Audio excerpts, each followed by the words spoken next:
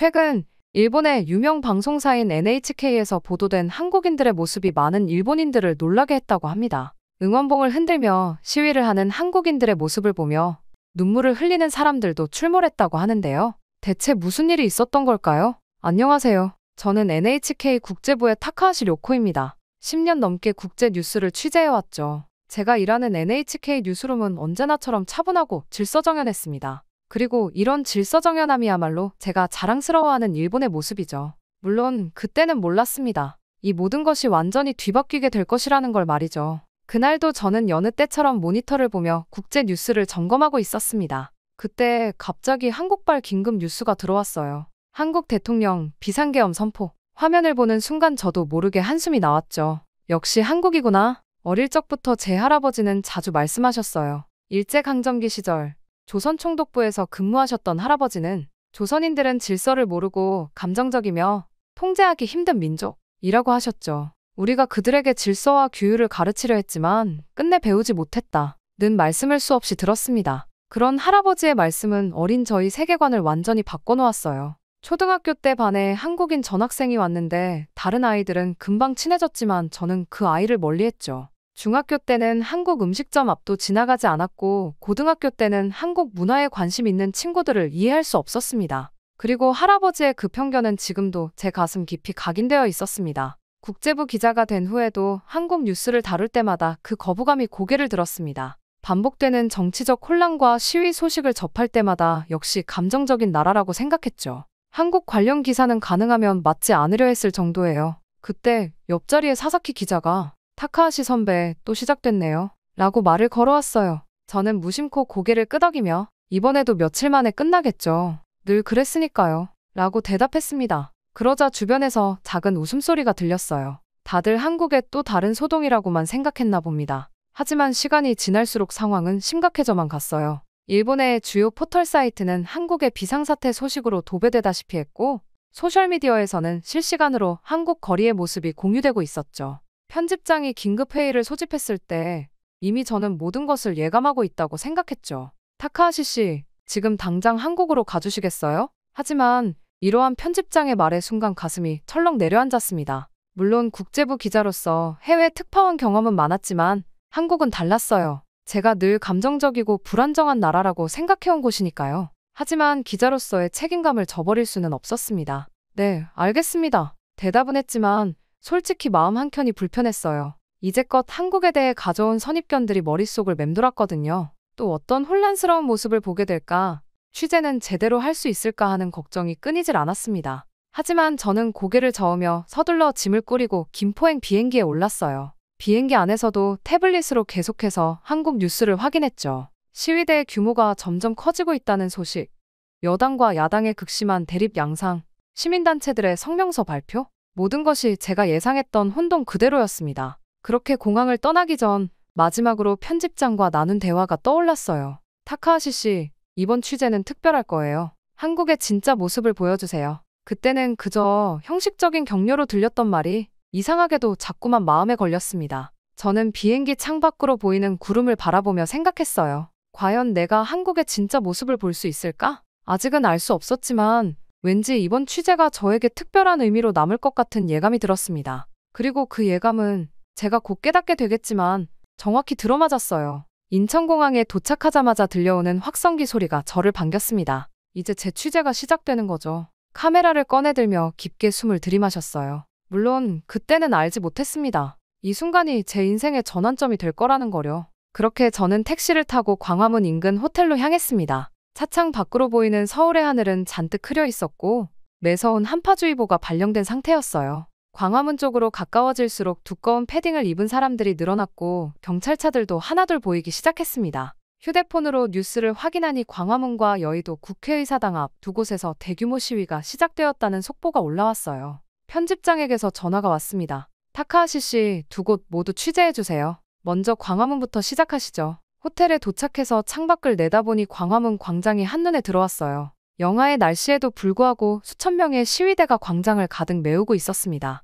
역시 한국이구나. 저는 하얀 입김을 내뿜으며 중얼거렸어요. 그렇게 저는 두꺼운 패딩을 입고 촬영 장비를 챙겨 광화문 광장으로 나섰습니다. 하지만 도착했을 때 저는 깜짝 놀라고 말았어요. 예상과는 다른 광경이 펼쳐지고 있었거든요. 시위대는 질서정연했고 곳곳에 따뜻한 차를 나눠주는 자원봉사자들이 있었죠. 누군가는 핫팩을 나눠주고 있었고 길가에 천막을 치고 무료 급식소를 차린 시민들도 있었습니다. 게다가 광장 앞쪽에서 구호가 울려 퍼질 때마다 수많은 하얀 입김들이 겨울 하늘로 올라갔어요. 양복 차림의 회사원들은 목도리로 얼굴을 감싸고 있었고 학생들은 두꺼운 패딩 점퍼를 입은 채 질서정연하게 서 있었죠. 특히 광장에서 만난 김민수 기자는 제 고정관념을 흔드는 결정적인 한마디를 했어요. 우리는 불합리한 권력에 순응하지 않습니다. 그게 우리의 자부심이에요. 저는 반사적으로 하지만 일본은 그러지 않아도 충분히 안정적입니다. 라고 반박했죠. 그러자 김민수 기자는 붉어진 코를 비비며 웃었어요.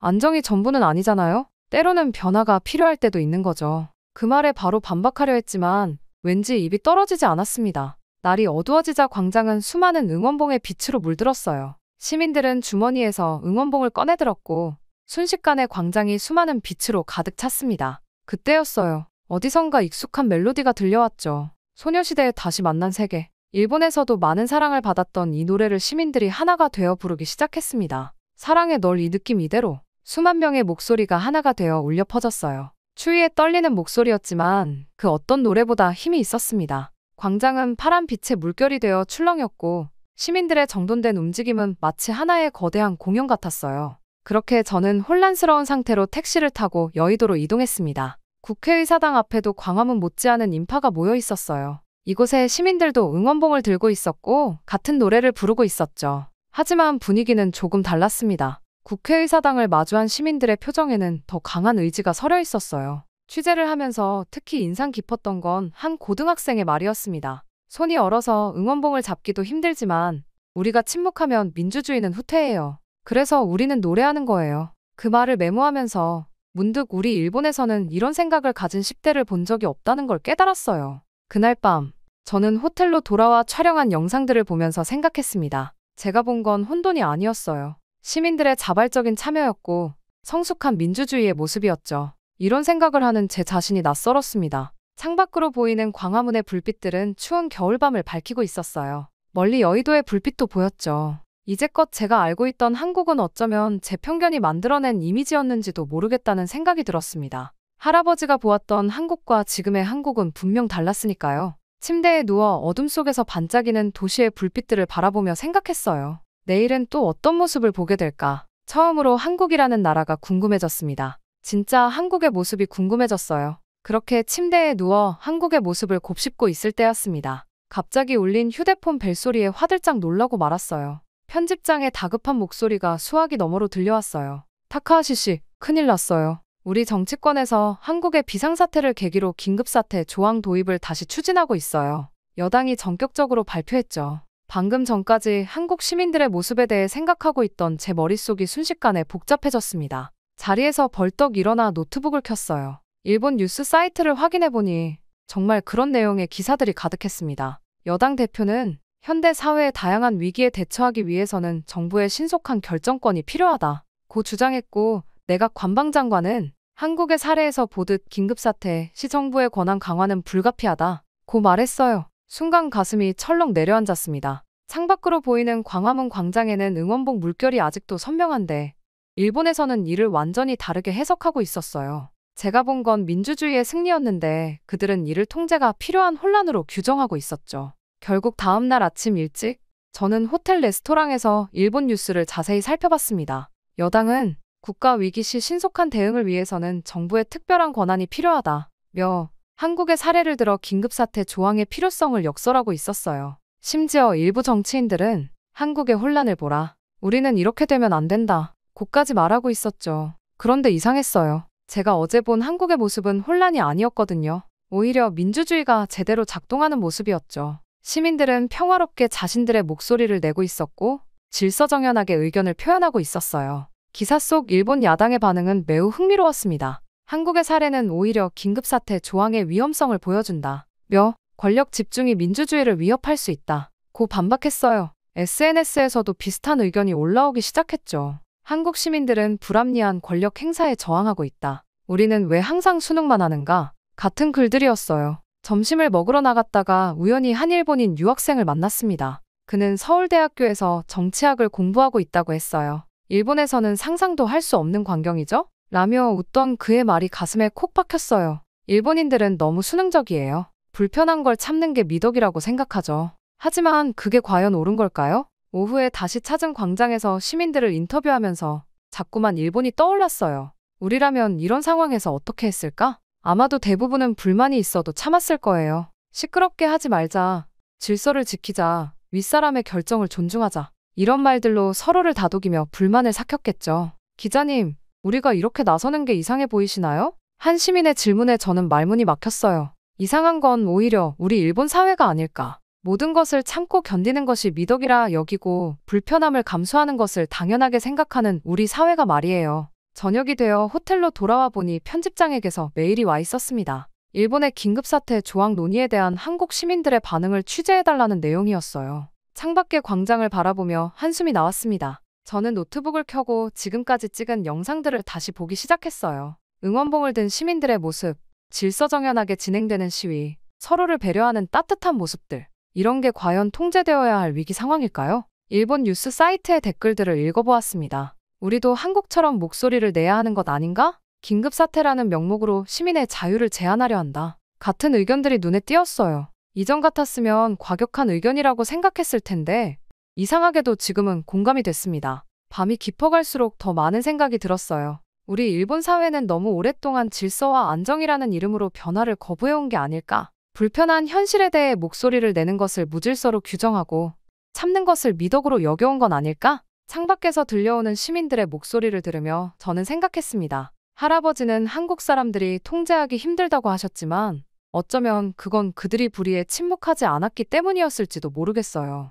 반대로 우리는 너무 쉽게 통제되는 건 아닐까? 침대에 누워서도 잠이 오지 않았습니다. 휴대폰으로 들어온 일본 동료들의 메시지를 읽었어요. 한국은 또 시끄럽구나. 우리는 이렇게 되면 안 되는데 라는 말들이 대부분이었죠. 예전에 저라면 동의했을 말들인데 지금은 그저 답답하게만 느껴졌어요. 우리는 불합리한 권력에 순응하지 않는다. 던 김민수 기자의 말이 자꾸 떠올랐습니다. 그동안 저는 그런 태도를 감정적이라고 생각했는데 이제는 그게 오히려 성숙한 시민의식처럼 보였어요. 일본으로 돌아가면 무슨 말을 해야 할까? 이 생각이 꼬리에 꼬리를 물고 이어졌습니다. 지금 이 순간 저는 처음으로 우리 일본 사회의 모습을 객관적으로 보게 된 것 같았어요. 그리고 그 모습이 썩 자랑스럽지만은 않다는 것도 인정하게 되었습니다. 그때였어요. 갑자기 울린 휴대폰 알림음이 깊어가는 고민을 깨트렸습니다. NHK 속보였어요. 한일 국교 정상화 60주년 기념 방한 일정 전면 취소. 일본 국방장관 스가 전 총리 방한 보류. 저는 눈을 비비며 기사를 읽어 내려갔어요. 한국의 비상사태를 이유로 일본 측이 모든 방한 일정을 취소했다는 내용이었습니다. 현재 상황을 고려할 때 방문이 적절치 않다는 게 공식 입장이었죠.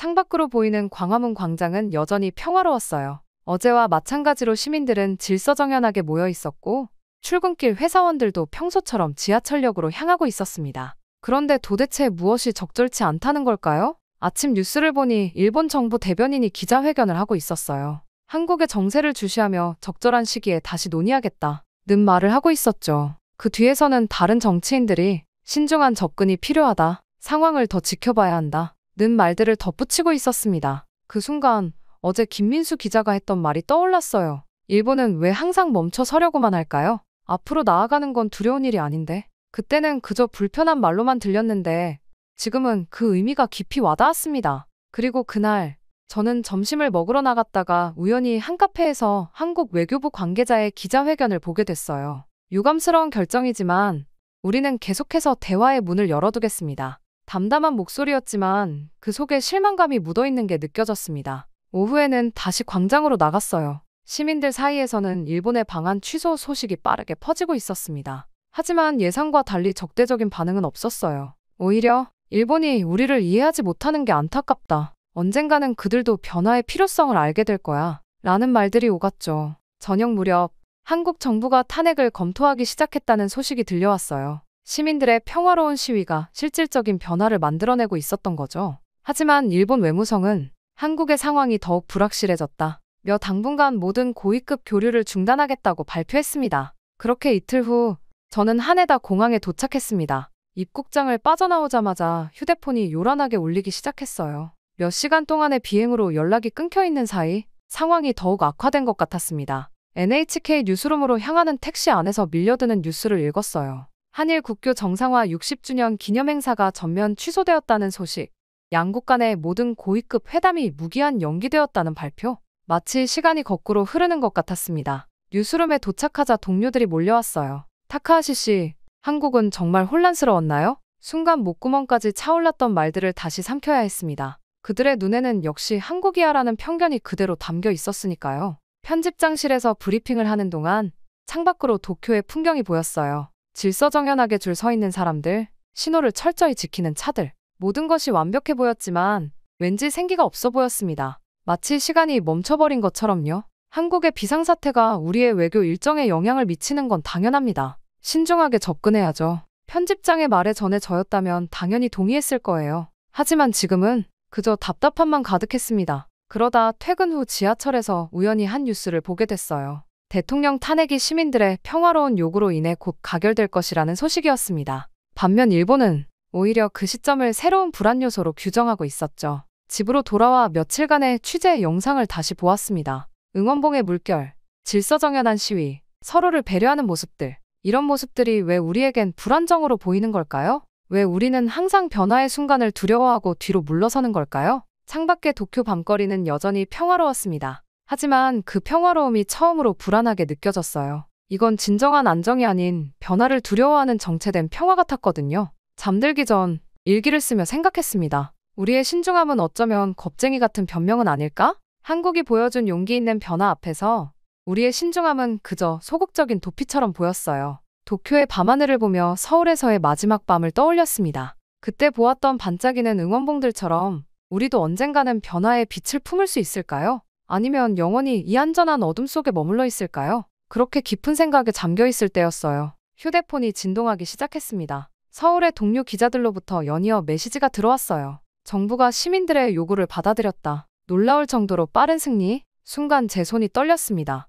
저는 곧바로 TV를 켰어요. 긴급 뉴스가 나오고 있었죠. 광화문과 여의도에 모였던 시민들이 환호하는 모습이 생중계되고 있었어요. 파란 응원봉의 물결이 마치 축제처럼 번지고 있었죠. BBC, CNN, 그리고 다른 해외 언론들도 앞다투어 한국의 소식을 전하고 있었습니다. 시민의 힘이 만들어낸 극적인 변화, 민주주의의 새로운 이정표, 평화적 시위가 이끌어낸 승리, 세계가 한국의 이 순간을 주목하고 있었어요. 편집장에게서 전화가 왔습니다. 타카하시 씨, 특집 기사를 써주세요. 한국의 비상사태가 어떻게 이렇게 빨리 해결될 수 있었는지. 잠시 망설였어요. 과연 내가 이 순간의 진정한 의미를 제대로 전할 수 있을까? 노트북을 펼치고 한국에서의 취재 영상들을 다시 한번 돌려보았습니다. 시민들의 평화로운 시위, 질서정연한 행진, 서로를 배려하는 모습들. 이제야 보이는 것들이 있었어요. 이건 결코 혼란이 아니었습니다. 이건 민주주의였어요. 살아있는, 숨쉬는 민주주의였죠. 저는 곧바로 특집 기사를 쓰기 시작했습니다. 한국의 비상사태는 왜 이토록 빨리 해결될 수 있었나? 하지만 곧 제목을 바꿨어요. 한국 시민들이 보여준 민주주의의 힘이라고요. 이건 단순한 해결이 아니었으니까요. 이건 승리였습니다. 시민의 민주주의의 승리였어요. 글을 쓰면서 자꾸만 일본이 떠올랐습니다. 우리나라에는 비상사태 조항 자체가 없어요. 그런데 그건 민주주의가 성숙해서가 아니라 오히려 그 반대였던 것은 아닐까요? 시민들이 목소리를 내본 적이 없어서, 그런 제도의 필요성을 논의해본 적도 없어서 그런 생각이 들었습니다. 한국의 기자에게 전화를 걸었어요. 어떻게 이런 일이 가능했나요? 그의 대답은 간단했습니다. 우리는 변화를 두려워하지 않으니까요. 혼란스러워 보일 수는 있어도 그 과정을 통해 우리는 더 나아질 수 있다고 믿습니다. 그 말을 들으며 깊은 충격을 받았어요. 우리 일본은 항상 안정을 추구해왔죠. 변화는 곧 혼란이라고 생각했고, 혼란은 피해야 할 것이라고 여겨왔어요. 하지만 한국은 달랐습니다. 그들에게 혼란은 두려움의 대상이 아니라 더 나은 미래로 가는 과정이었던 거예요. 그리고 다음 날 아침, 편집회의에서 제 기사를 발표했습니다. 한국의 시민들은 민주주의가 무엇인지를 우리에게 보여주었습니다. 그들은 단순히 정부의 결정에 반대한 것이 아니라 더 나은 사회를 위해 자신들의 목소리를 냈어요. 그리고 그 과정에서 보여준 성숙함은 우리가 배워야 할 점입니다. 동료들의 반응이 인상적이었어요. 우리도 그런 용기를 가질 수 있을까요? 일본의 민주주의는 너무 조용한 것 아닐까요? 우리도 변화가 필요하지 않을까요? 처음으로 진지한 토론이 시작되었습니다. 그날 저녁, 퇴근길에 우연히 한 대학 앞을 지나갔어요. 젊은 학생들이 한국의 시위에 대해 이야기하고 있었습니다. 대단하다. 부럽다. 우리도 저렇게 될 수 있을까? 그들의 목소리에는 부러움과 동경이 섞여 있었죠. 집으로 돌아와 창가에 서서 도쿄의 밤거리를 바라보았습니다. 평화롭고 조용한 거리, 질서정연한 도시. 하지만 이제는 달리 보였어요. 이 평화로움 속에 우리가 잃어버린 것은 없었을까? 변화를 두려워하다 보니 진정한 성장의 기회를 놓치고 있는 건 아닐까?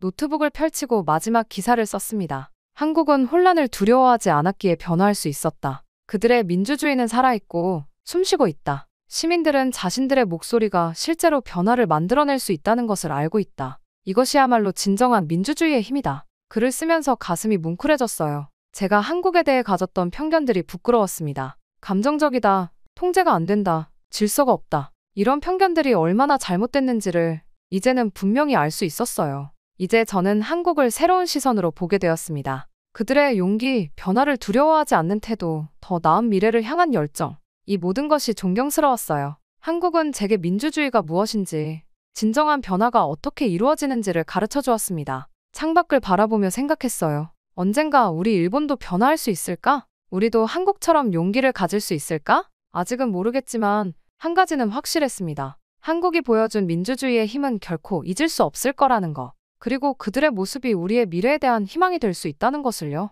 그날 밤 잠들지 못한 채 계속해서 생각했습니다. 한국이 보여준 민주주의의 힘, 그들의 용기, 그리고 그것이 우리의 희망이 될 수 있다는 가능성. 이 모든 것을 혼자만 알고 있어서는 안 될 것 같았어요. 더 많은 일본 사람들이 제가 보고 느낀 것을 알아야 했습니다. 아침이 밝아올 무렵 원고를 쓰기 시작했어요. 평소와는 다른 글이 나왔습니다. 한국의 시민들이 보여준 성숙한 민주주의, 질서 있는 저항, 그리고 그들이 이뤄낸 놀라운 변화. 제가 직접 보고 느낀 모든 것을 진심을 담아 써내려갔죠. 한국은 우리가 알던 그 한국이 아니었습니다. 제 리포트의 첫 문장이었어요. 한국에서의 경험을 있는 그대로 전했습니다. 파란 응원봉의 물결, 평화로운 시위, 성숙한 시민의식, 그리고 무엇보다 변화를 두려워하지 않는 그들의 용기를요. 리포트가 방송되던 날, 시청률이 평소의 2배를 넘었다는 소식을 들었어요. 시청자 게시판에는 수많은 댓글이 달렸습니다. 한국을 새롭게 보게 됐다. 우리도 변화가 필요하다. 일본의 민주주의는 너무 정체되어 있는 것 아닐까?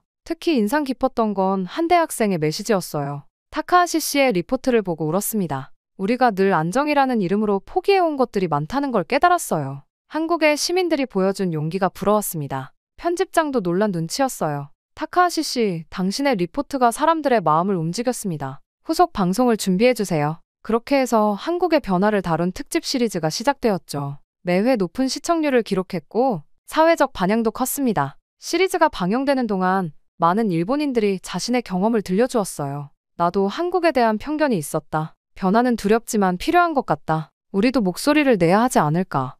조금씩이지만 사람들의 인식이 변하고 있다는 걸 느낄 수 있었습니다. 이 경험을 통해 저 자신도 크게 변화했어요. 이제는 단순한 기자가 아닌 새로운 시각을 전하는 전달자가 되고 싶어졌습니다. 일본 사회가 더 개방적이고 역동적으로 변화할 수 있도록 돕는 것, 그게 제 새로운 사명이 되었어요. 많은 언론사에서 인터뷰 요청이 왔습니다. 제가 전하고 싶은 메시지는 단 하나였어요. 우리는 변화를 두려워할 필요가 없습니다. 한국이 보여준 것처럼 변화는 우리를 더 나은 곳으로 이끌 수 있어요. 이제 우리도 그 용기를 가져야 할 때입니다. 지금도 가끔 서울의 그날들을 떠올립니다. 차가운 겨울 바람 속에서도 뜨거웠던 시민들의 열정, 질서 속에 담긴 자유로운 영혼, 그리고 그들이 만들어낸 놀라운 변화. 그때 본 모든 것들이 제 인생을 바꾸어 놓았어요. 창밖으로 보이는 도쿄의 밤하늘을 바라보며 생각합니다. 우리 사회도 조금씩 변화하고 있다는 희망이 보이는 것 같아요. 작은 씨앗이 뿌려졌을 뿐이지만 언젠가는 이 씨앗이 자라나 우리 사회를 변화시킬 큰 나무가 될 거라고 믿습니다.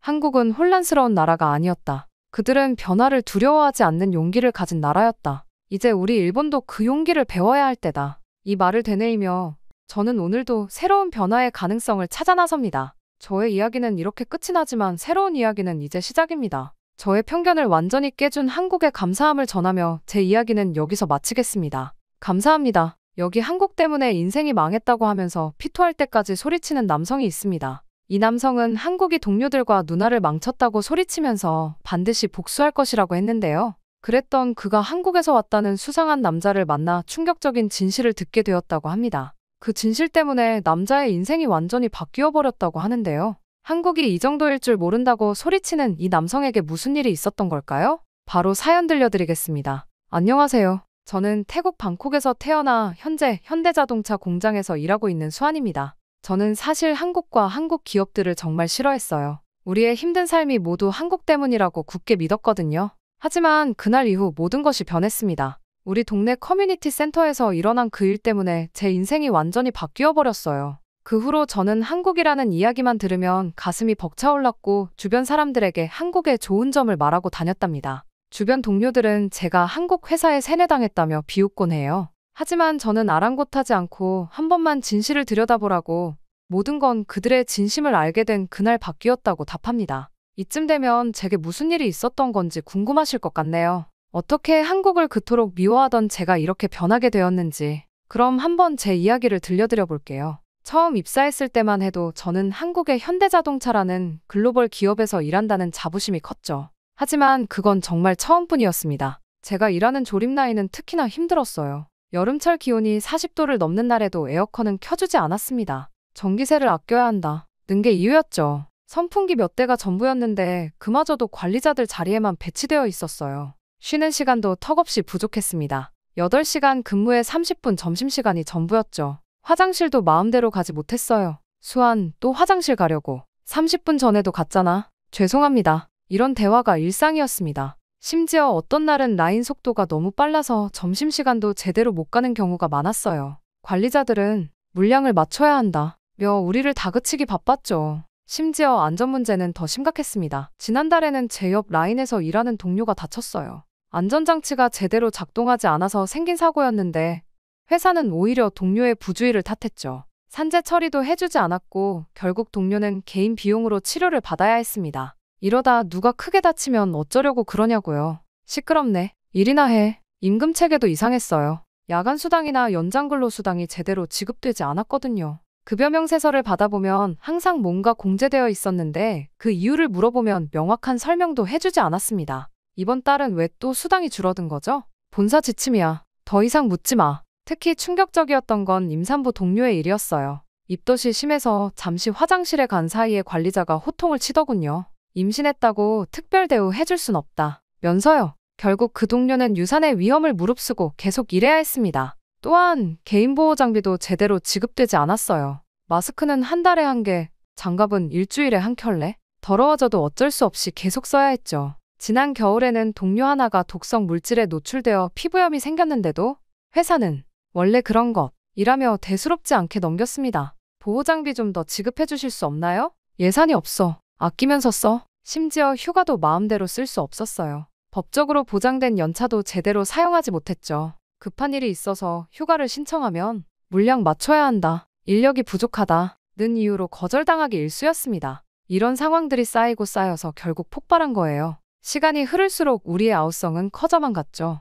문득 느끼게 된 겁니다. 누군가는 나서야 했고 그게 우리가 되어야 한다는 사실을요. 그렇게 파업을 하겠다는 결정을 내리게 되었습니다. 그렇게 파업이 한창이던 때 저희 가족에게 큰일이 생겼어요. 한국에서 3년째 일하고 있던 누나가 갑자기 강제 추방되어 돌아온 거죠. 그것도 한밤중에 경찰과 함께. 수환아, 미안해. 이게 누나가 공항에서 처음 한 말이었습니다. 그때 누나의 모습은 제가 알던 그 당찬 누나가 아니었어요. 누나는 원래 뭐든 잘해서 자신감이 넘치던 사람이었죠. 집안 사정 때문에 비록 대학은 가지 못했지만 마음만 먹으면 공부든 운동이든 미술이든 1등을 했던 누나였어요. 그래서 자신은 뭐든 마음 먹으면 다 해낼 수 있다고 외치는 그런 자신감 넘치는 사람이었답니다. 하지만 돌아온 누나는 마치 다른 사람 같았어요. 몸은 말랐고 눈빛은 초점을 잃은 것 같았죠. 어머니와 제가 부축해서 겨우 집으로 모셨습니다. 처음에는 단순히 불법 체류 단속 때문이라고 생각했어요. 누나도 그렇게 말했으니까요. 하지만 이상했습니다.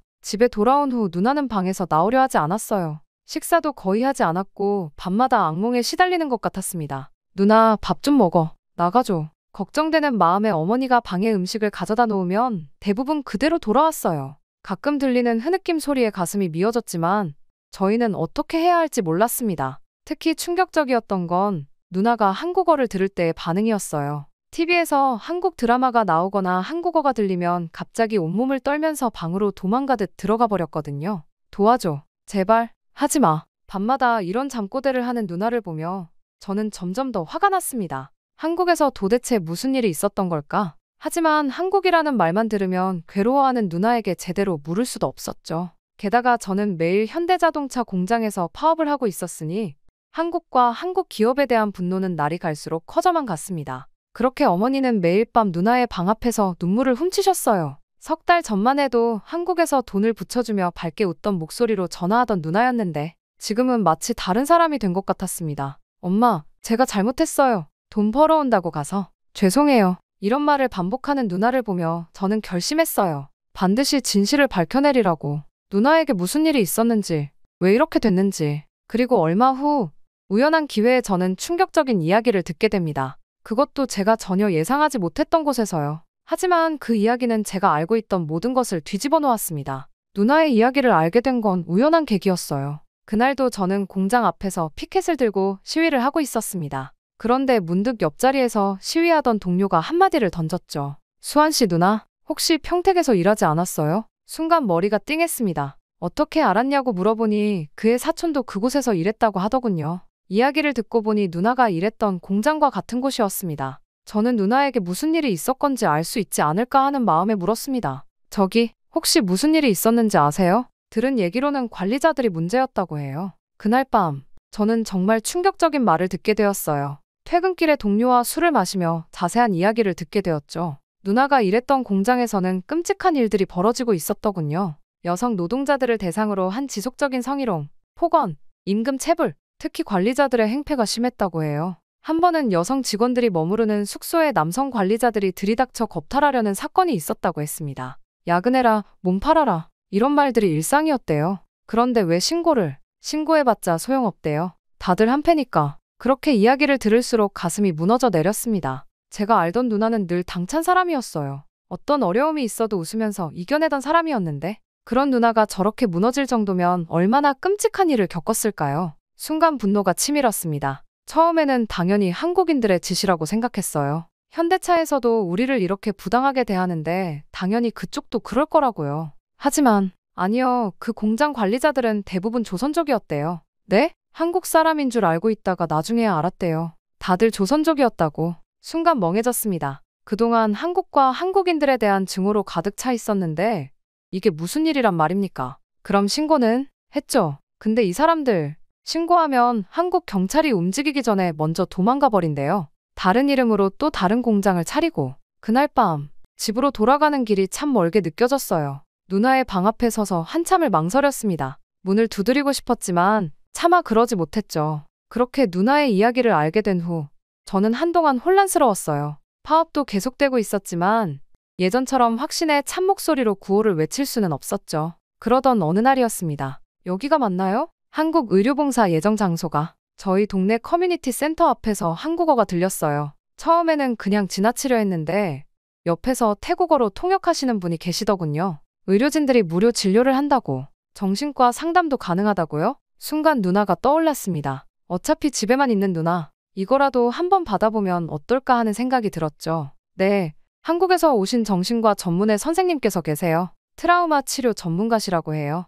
반신반의하는 마음으로 집에 달려갔습니다. 어머니를 설득하는데 한참이 걸렸지만 다행히 누나도 크게 저항하지는 않았어요. 안녕하세요, 김지원입니다. 그렇게 상담실에서 만난 의사 선생님은 제가 생각했던 것과는 전혀 달랐어요. 따뜻한 미소로 누나를 맞이하셨고 누나가 한국어를 거부한다는 걸 알고는 바로 통역사를 통해 이야기하셨죠. 천천히 이야기해요. 서두르지 않아도 됩니다. 그날 상담이 끝나고 나서 누나의 표정이 조금 달라져 있었어요. 여전히 불안해 보였지만 어딘가 모르게 한결 가벼워진 것 같았죠. 일주일 동안 매일 오세요. 좋아질 거예요. 김 선생님은 그렇게 말씀하셨고 저희는 매일 상담실을 찾았습니다. 놀라운 건 의료진들의 헌신적인 모습이었어요. 자원봉사로 왔다는 게 믿기지 않을 정도로 열심히 일하시더군요. 태국에는 처음 오셨어요? 아니요, 벌써 5번째예요. 1년에 2번씩 오고 있어요. 그렇게 저는 그곳에 계신 봉사자들과 커피를 마시며 나눈 대화에서 알게 됐어요. 이분들은 자비를 들여 정기적으로 태국을 찾아온다고 하더군요.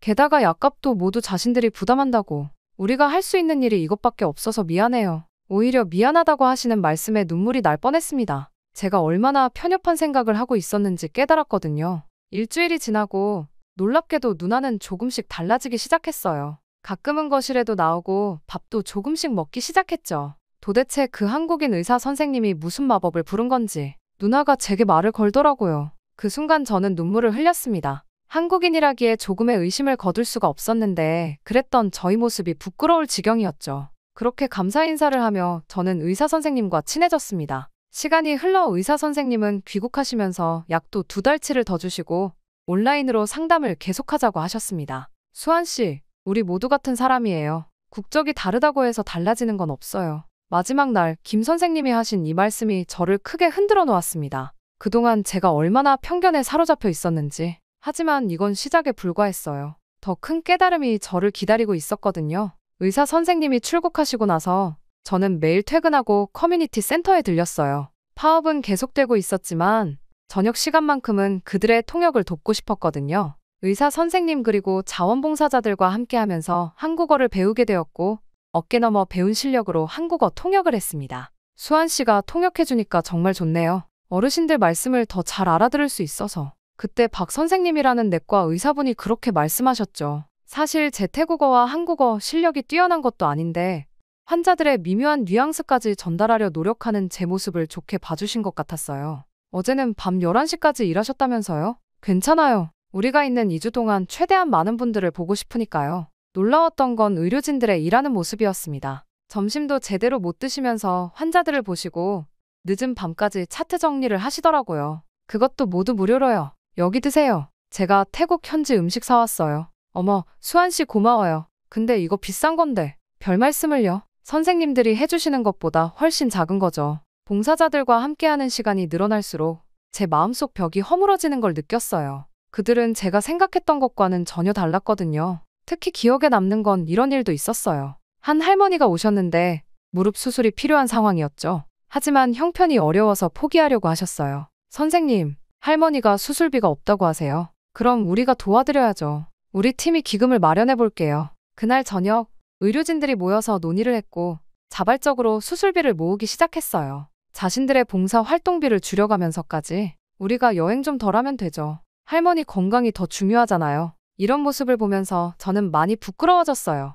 제가 얼마나 편협한 시선으로 한국인들을 바라보고 있었는지 깨달았거든요. 또한 누나도 조금씩 변하기 시작했어요. 가끔 커뮤니티 센터에 와서 봉사자들과 이야기를 나누더니 어느 날부터는 다른 환자들의 통역을 돕겠다고 나서더군요. 누나, 괜찮아? 응, 나도 뭔가 하고 싶어. 그렇게 봉사단이 떠나기 전날 다 같이 모여 식사를 했어요. 그때 이영호 선생님이라는 분이 제게 이런 말씀을 하셨죠. 수환 씨, 현대차 파업 이야기 들었어요. 혹시 제가 도움이 될 만한 이야기가 있는데 나중에 얘기 좀 할 수 있을까요? 그 순간은 몰랐죠. 이 제안이 제 인생을 완전히 바꿔놓게 될 거라는 걸. 그렇게 며칠 뒤 하게 된 이영호 선생님과의 대화는 충격적이었어요. 알고 보니 그분은 현대자동차 본사 노무팀에서 일하다가 은퇴하신 분이더군요. 지금은 의료봉사단 행정을 맡고 계시다고 했습니다. 수환 씨, 혹시 임금이 어떤 경로로 지급되는지 알고 있나요? 네? 당연히 본사에서. 그게 전부가 아닐 수 있어요. 이영호 선생님은 제게 현대차의 임금 지급 체계를 설명해 주셨어요. 본사에서 책정된 임금은 태국 기준으로 결코 낮은 수준이 아니었다고 해요. 오히려 업계 평균보다 높았다고 합니다. 그럼 왜 우리가 받는 돈은? 부품 공급망을 한번 살펴보세요. 특히 중국계 업체들을.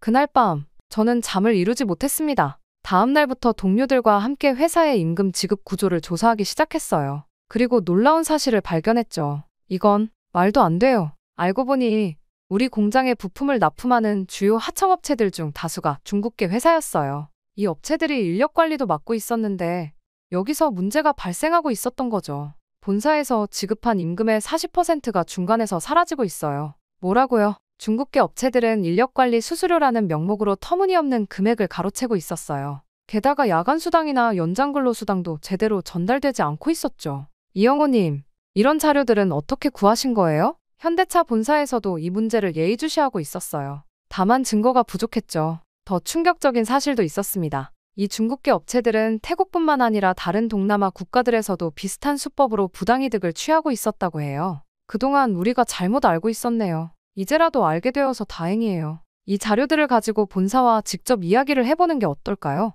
이영호 선생님의 도움으로 우리는 본사 관계자들과 만남을 가질 수 있었어요. 처음에는 긴장됐지만 그들도 이 문제를 해결하고 싶어 했죠. 그렇게 한 달에 걸쳐 우리는 관계자와 미팅을 가졌습니다. 그리고 자료를 바탕으로 사과를 받을 수 있었죠. 정말 죄송합니다. 이런 일이 있는 줄 몰랐어요. 아니에요. 이제부터라도 바로잡으면 되죠. 그리고 부당이득을 취하고 있던 중국인 관계자들을 내보냈고 본사 관계자들은 다시는 이런 일이 없도록 할 수 있는 대책을 방안하는 데 힘써주었습니다. 그날 저는 깨달았어요. 세상은 제가 생각했던 것처럼 흑백 논리로 나눌 수 있는 게 아니라는 걸. 그리고 진정한 적이 누구인지도요. 또한 저는 이번 일을 통하여 갈등을 어떻게 해결해야 할지, 이해관계를 더 넓고 깊게 알아볼 필요가 있다는 사실을 알게 되었습니다. 그렇게 시간이 흘렀고 중국인 관계자 부당이득과 관련한 제보를 받은 본사에서 특별감사팀이 파견되었어요. 처음에는 불안했죠. 혹시 이것 때문에 더 큰 문제가 생기지는 않을까. 하지만 제 걱정은 기우였습니다. 수환 씨, 정말 놀라운 발견이에요. 이건 단순한 임금 착취가 아니었어요. 그때 들은 건 감사팀 김 과장님의 말씀이었죠. 조사를 진행할수록 더 큰 문제들이 드러났습니다. 중국계 부품 회사들은 마치 거미줄처럼 얽혀 있었어요. 이 회사들은 겉으로는 각각 다른 회사인 것처럼 보이지만 실제로는 하나의 대형 기업이 운영하고 있었어요. 그게 무슨 말씀이신가요? 부품 단가를 부풀리고 인건비를 착취하고 이걸로 끝이 아니에요. 더 충격적인 사실은 따로 있었습니다. 이 회사들이 품질이 낮은 부품을 납품하면서도 서류상으로는 고품질인 것처럼 조작하고 있었다는 거예요.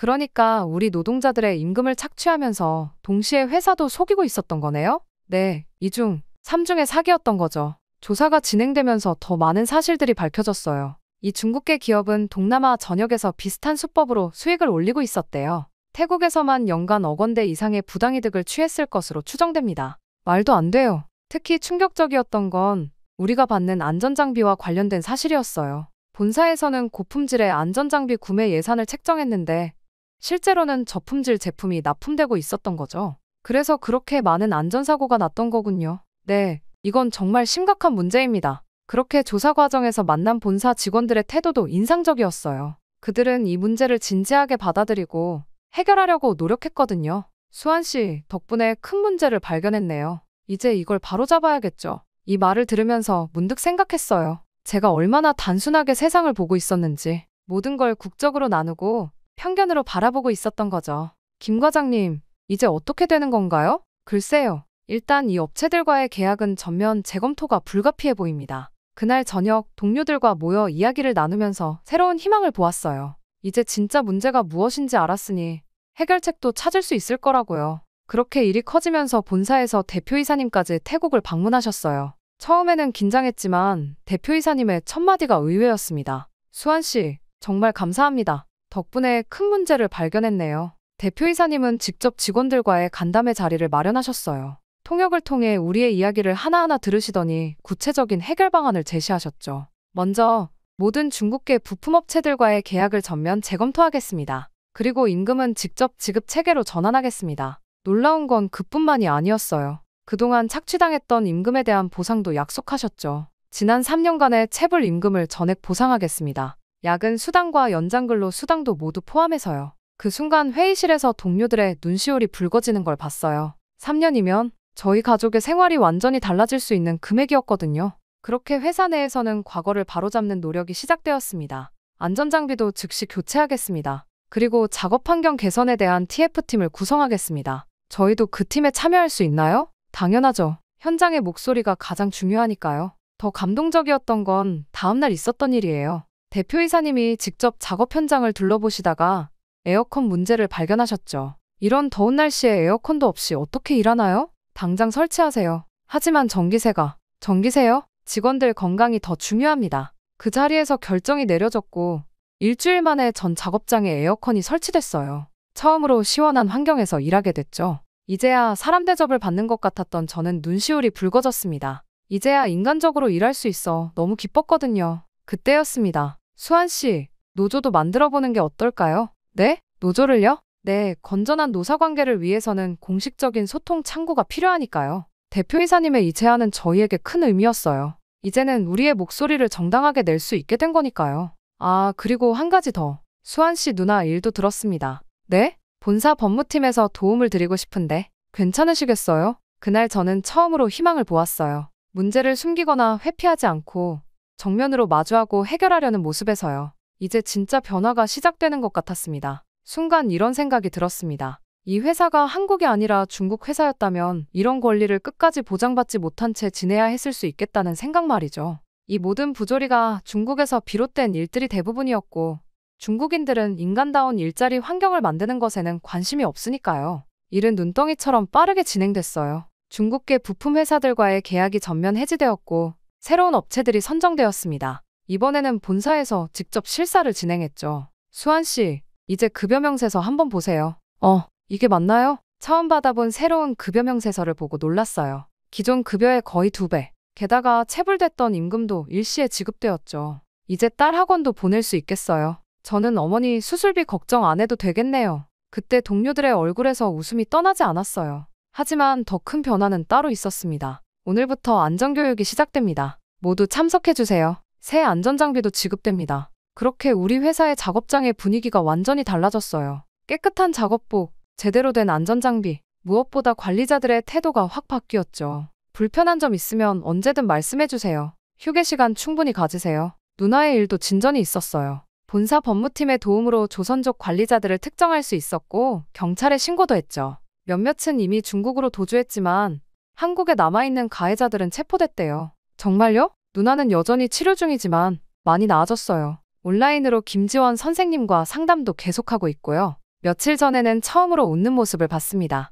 고마워. 그렇게 공장의 변화는 계속됐어요. 노조가 정식으로 설립되었고 본사와의 정기적인 소통 채널도 마련됐습니다. 이번 주부터 직원 식당 메뉴가 개선됩니다. 특히 감동적이었던 건 임산부 직원들을 위한 특별 휴게실이 생긴 거예요. 그동안 고생했던 동료들을 생각하면 마음이 아팠죠. 임산부인데도 차가운 바닥이나 뜨거운 땡볕에서 고생을 하며 쓰러지는 직원들이 부지기수였거든요. 수환 씨, 태국 공장이 이제 우리 회사의 모범 사례가 될 것 같아요. 본사 김 과장님의 말씀처럼 저희 공장의 변화는 다른 해외 공장들의 모델이 되어가고 있었어요. 가끔 다른 나라 공장에서 견학도 오더라고요. 이제는 매일 아침 출근길이 즐겁습니다. 더 이상 누군가를 미워하거나 원망할 필요도 없어졌고요. 정말 모든 게 행복해졌다는 생각이 들었습니다. 그러던 어느 날이었어요. 수환 씨, 태국, 한국 우호협회 회장님께서 만나고 싶어 하세요. 네? 저를요? 얼마 전에는 뜻밖의 제안을 받았어요. 우리 공장의 변화 사례를 다른 기업들과 공유해달라는 거였죠. 처음에는 망설였지만 이런 경험이 다른 누군가에게 도움이 될 수 있다면 한국 기업들이 태국에 많이 진출해 있잖아요. 수환 씨의 이야기가 도움이 될 거예요. 그렇게 저는 매달 한 번씩 다른 기업의 노동자들과 만나 이야기를 나눕니다. 놀라운 건 비슷한 문제로 고민하는 사람들이 많다는 거예요. 우리도 처음에는 한국 회사만 탓했어요. 맞아요. 알고 보니 중간에서 문제가 있더라고요. 누나도 많이 달라졌어요. 이제는 한국어 수업도 다시 시작했고 김지원 선생님의 추천으로 상담사 공부도 하고 있답니다. 나 같은 피해자들을 돕고 싶어. 얼마 전에는 태국 현대차 직원들의 대표로 한국 본사도 방문했어요. 그곳에서 본 것들은 제가 알던 모든 편견을 완전히 바꿔놓았죠. 직원들의 아이디어로 공정이 개선되고 안전장치가 만들어지고 정말 놀라웠어요. 이제 우리 공장은 동남아시아의 모범 사례가 되었답니다. 다른 나라 공장에서도 벤치마킹을 오고 언론에서도 관심을 보이고 있어요. 수환 씨, 우리가 해냈네요. 네, 우리 모두가 함께요. 저는 지금까지 있었던 일들을 떠올려 보았습니다. 순간 얼굴이 새빨개지는 것 같더라고요. 얼마나 편협한 시각으로 세상을 바라보고 있었는지. 하지만 그런 시간이 있었기에 지금의 깨달음이 더 소중한 것 같다는 생각이 들었습니다. 이제 저는 매일 아침 밝은 마음으로 출근합니다. 더 이상 누군가를 미워하거나 원망하지 않아요. 그저 감사할 뿐이죠. 이런 깨달음을 얻게 해준 모든 분들께 내일은 또 어떤 좋은 일이 기다리고 있을까요? 이런 생각이 들었습니다. 누구나 한 번쯤은 편견에 사로잡혀 세상을 바라볼 때가 있는 것 같아요. 저도 그랬습니다. 처음에는 모든 문제가 한국 때문이라고 생각했어요. 현대차의 저임금도 누나의 아픔도 모든 게 한국과 한국 사람들 때문이라고 믿었죠. 하지만 진실은 달랐어요. 의료봉사를 온 한국 의사 선생님들의 따뜻한 마음, 문제 해결을 위해 발벗고 나선 현대차 본사의 진정성, 그리고 누나를 도와준 법무팀까지. 제가 알던 한국은 제 편견 속에만 존재했던 거였어요. 실제로 우리를 착취했던 건 중국계 부품회사들이었고